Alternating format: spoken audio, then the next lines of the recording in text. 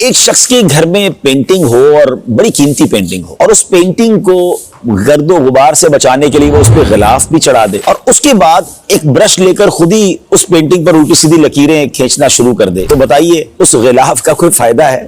خود ہی پینٹنگ کا بیڑا غرق کر دیا۔ ایسا ہی کچھ ہم روزے میں بھی کرتے ہیں۔ روزے میں بھوک تو برداشت کرتے ہیں، روزے میں تھکن بھی برداشت کرتے ہیں، مگر روزے کے اندر کچھ لوگ اپنی زبان کا غلط استعمال کرتے ہیں، وہ جھوٹ بولتے ہیں، روزے میں ایسی باتیں کرتے ہیں جو نہیں کرنی چاہیے۔ تو پھر یہ کیسا روزہ ہے؟ کہیں ایسا نہ ہو روزہ تو پورا ہو جائے، بھوک کی تھکن بھی ہو مگر ہاتھ کچھ نہ آئے، روزے کی روحانیت برباد نہ ہو جائے۔